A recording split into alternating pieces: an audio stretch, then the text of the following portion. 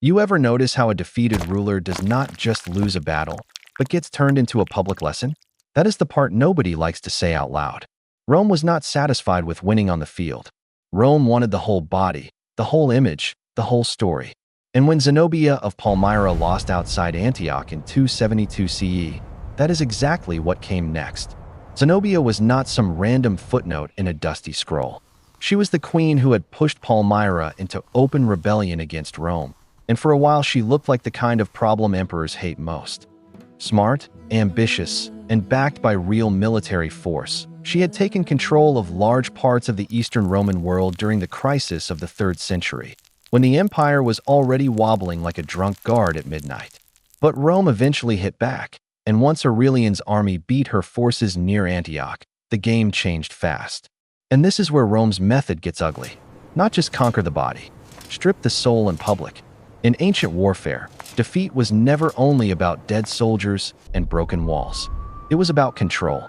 It was about making sure everybody watching understood who was on top and who was now getting dragged through the mud.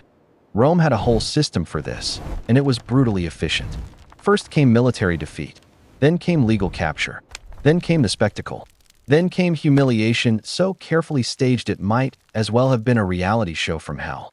Zenobia was captured while trying to flee east toward Persia, according to the ancient sources. That alone tells you the mood had shifted from queen energy to survival mode. Once Rome had her, the empire did what it always did best. It turned a political enemy into a prop. The message was simple. You can resist Rome, but Rome gets the final edit. And yes, the legal side mattered. Rome did not just swing swords and call it a day. It wrapped violence and law like a clean white bandage over a rotten wound. The defeated could be declared rebels, usurpers, traitors, enemies of the state. That legal language was not decoration. It was gaslighting with paperwork. It told the public that the punishment was not revenge, it was justice. Same cruelty, better branding. That is the part modern people miss when they imagine ancient power as just brute force. Rome understood optics. Rome understood theater. Rome understood that if you wanted people to stay obedient, you did not only kill the enemy. You made the enemy look small, helpless, and ridiculous in front of everyone else. Public humiliation was not an accident. It was policy. Zenobia's defeat outside Antioch was therefore not just a military event. It was the opening move in a larger performance. Rome had already won the battlefield. Now it wanted the narrative. It wanted the crowd. It wanted the message burned into memory. The queen who had dared to challenge imperial authority would be shown as conquered, contained, and carried into Roman power like a trophy with a pulse. And that is where the gallows humor of empire really kicks in. Because Rome did not merely ask, how do we defeat our enemies? It asked, how do we make everybody else watch? That is a very different hobby. One is war. The other is spectacle with a legal department. You are a ruler who thought you were building a kingdom, and now you are being turned into a warning label. That was the Roman playbook. Conquer the body first, then strip away dignity, then let the public do the rest. Rome did not merely kill enemies, it staged their ruin. Ever notice how empires love to call it justice when they are really just dragging somebody's dignity behind a horse and pretending it is a civic lesson? Rome was a master of that little trick. Once a royal enemy was beaten, the story did not end with the battlefield. That was just the warm-up. The real show started when the captive was turned into a public object, something to be displayed, mocked, and filed away as proof that resistance was a bad career move. And Rome had a whole wardrobe for this kind of humiliation. Captive kings, queens, and rebel leaders could be paraded in triumphs, locked away in prisons, or quietly erased through legal fiction so the empire could say, with a straight face, that it had not crushed a sovereign, only punished a criminal. Same violence, cleaner paperwork, very on brand. Take Boudica. After her revolt against Roman rule in Britain, the ancient sources do not give us a neat little courtroom drama with a tidy ending. What they do show is the Roman habit of turning rebellion into a morality play. Boudica herself was not hauled through Rome in chains because she died after the revolt, but her defeat was still folded into the imperial script. Rome wanted Britain to remember that even a queen with an army could be reduced to a cautionary tale. That is the whole game. Not just defeat the enemy. Make the enemy's name taste like ash. And then there is Vercingetorix, which is where Rome really starts flexing like a reality show villain who knows the reunion episode is coming. He led the Gallic resistance against Julius Caesar, and after the siege of Alesia in 52 BC, he surrendered. That surrender did not buy him mercy in any meaningful sense. It bought him a front-row seat to Roman humiliation theater. Caesar kept him alive for years, which in Roman terms was not kindness so much as scheduling. Vercingetorix was preserved for the triumph, because nothing says imperial confidence like saving your enemy for the parade. That triumph in 46 BC was not just a victory lap. It was a public execution of status. Caesar's triumph displayed the spoils of war, the captives, and the conquered leader himself, all arranged so the crowd could watch Rome convert a rival into a prop. Vercingetorix was then imprisoned and later executed, according to the ancient tradition, after the triumph had done its work. First the spectacle, then the cell, then the end. Rome liked its message in stages. And if you think this was only for men with swords and banners, no. Rome was perfectly willing to do the same thing to women who embarrassed the empire. Zenobia of Palmyra was captured after her challenge to Roman authority collapsed, and ancient sources preserve the image of her being displayed in Aurelian's triumph. Whether every detail of later legend is cleanly verifiable or not, the core Roman habit is unmistakable. The defeated ruler was not simply removed. She was repackaged as evidence. A queen became a trophy with a pulse. That is imperial branding at its most savage. The legal side of this mattered just as much as the parade. Rome could declare a defeated ruler a rebel, a usurper, or an enemy of the state, which is a very convenient way to turn conquest into paperwork. Once that label was attached, the empire could claim it was not humiliating royalty. It was restoring order, gaslighting with seals and signatures. The public saw a captive monarch. Rome saw a legal category. That is how power launders itself. And the prisons were not some neutral holding pens either. They were part of the performance. A captive ruler might be kept alive for years, not because Rome was feeling generous, but because the empire understood the value of delayed humiliation. The longer the captive remained visible, the longer the warning lasted. You could almost hear the imperial message dripping off the stone walls. This is what happens when you get ideas above your station. POV, you spent years building a coalition, commanding armies, and negotiating like a sovereign, only to end up as a line item in somebody else's victory speech. That was the Roman insult. Not just that you lost, but that your loss became entertainment for people who had never had to bleed for their applause.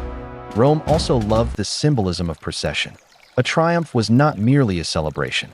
It was a moving sermon about hierarchy. The general rode high. The captives walked low. The crowd watched the empire sort the world into winners and warnings. Every step of the route said the same thing. Rome is the center. Everyone else is scenery. And if you were unlucky enough to be royal, your crown did not protect you. It just made the humiliation easier to recognize. That is why captive royalty was so useful to Rome. A dead rebel could be forgotten. A living captive could be displayed. A king in chains was not just a prisoner. He was a lesson with ankles. A queen in a triumph was not just a defeated enemy. She was a public announcement that Rome had taken not only land and soldiers, but the story itself. And the empire knew exactly how to make that story stick. It used spectacle to burn the image into memory, law to make the violence sound legitimate, and prison to keep the humiliation on ice until the crowd was ready for the next act. The whole machine was designed to erase dignity after defeat. Not by accident, by design. By the time the procession ended, the message had already done its work. The crowd had seen the captive. The empire had been affirmed. The prisoner had been reduced to a symbol. And then the procession ended at the prison door. Some were spared. Most were not. And that is the part empire always tries to bury under marble and ceremony. Zenobia did not vanish into legend the way a clean story would like her to. Ancient sources agree on the broad outline that after her defeat, she was taken alive, and later tradition places her in Aurelian's triumph at Rome. After that, the trail gets foggy, because history loves a dramatic entrance and then suddenly acts shy about the exit. Some accounts say she lived on in Italy. Others suggest she was allowed a quieter life after the parade had finished chewing on her dignity. Either way, the important thing is not the fairy tale ending. It is the fact that she survived when so many others did not. That alone made her unusual. Rome was perfectly willing to keep a defeated ruler breathing if it could turn that breathing into a warning label. And Zenobia was not the only royal name to pass through the imperial grinder. Other kings who challenged Rome often ended up dead, blinded, imprisoned, or dragged into obscurity, so complete it might as well have been a second burial. The empire did not need every enemy to die in public. Sometimes it preferred a slower fate. A corpse is over quickly. A ruined life can keep working for Rome for years. That is the nasty little efficiency of imperial power. It did not just punish resistance. It curated the aftermath. It decided who would be erased, who would be displayed, and who would be left alive long enough to carry the shame like a brand. Take the Mamertine prison in Rome, for example. The stones there still carry the stink of state violence, even if tourists now stroll past them with the usual modern confidence that history happened to other people. Ancient tradition associates that prison with some of Rome's most famous captives, and whether every later detail is tidy or not, the place itself tells the story. This was not a neutral holding cell. It was a pit of controlled misery, a place where the city could stash the inconvenient and let the darkness do the rest. Cold, damp, airless, and built to remind you that the state had already decided your value was somewhere below the floor. If the triumph was the parade, the prison was the punchline. The empire smiled in daylight and rotted people in the basement. You spent years ruling a kingdom, negotiating with generals, raising armies, and trying to keep your world from being swallowed whole, only to end up in a Roman hole in the ground while the city above you pretended this was civilization. That is the joke. Not a funny one, obviously. More the kind of joke that makes the gods look away and the guards shrug. Rome loved to call this order. It was order the way a boot is order. Everything stays in place because something heavier is standing on it. And the stones mattered, not because they were magical, but because they were witnesses. The Mamertine prison was part of Rome's memory machine. It turned suffering into architecture. It made captivity permanent enough to be remembered and ordinary enough to be accepted. That is how empires train people to stop flinching. They build cruelty into the landscape until it starts to look like tradition. Then they hand you a tour guide and call it heritage. Gaslighting with a plaque. The same logic ran through the fate of kings across the empire. Some were killed outright because Rome wanted the problem gone. Some were kept alive because a living captive could be more useful than a dead one. Some were humiliated in public, then forgotten in private. The method changed. The message did not. Resist, and Rome will decide whether you become a corpse, a cautionary tale, or a living exhibit. That is not justice. That is administrative sadism with better branding. And here is the part people miss when they romanticize rebellion. Resistance was never free. It cost armies, cities, families, and futures. It cost the people who followed the rebel because they believed the cause might outlive the defeat. Zenobia's story is powerful precisely because it shows both sides of that bargain. She dared to challenge Rome, and for a moment she looked like the kind of ruler who might actually get away with it. Then the machine caught up. The machine always catches up. Sometimes it kills you. Sometimes it keeps you alive just long enough to make the lesson stick. That is why the surviving names matter so much. A few captives lived. Most did not. A few were spared because they were useful, politically convenient, or simply worth more alive than dead. Most were not because empire is not sentimental. It is selective. It knows exactly when mercy will cost less than murder and exactly when murder will cost less than mercy. That is the cold arithmetic behind the pageantry. The crowd sees glory. The prisoner sees the ledger. So when you stand in front of those old Roman stones, or read the names that made it through the cracks of history, remember what they really represent. Not just defeat, not just punishment. The entire ugly system that turned human beings into examples. Zenobia survived long enough to complicate the story. Others were not given even that much. Some were spared. Most were not.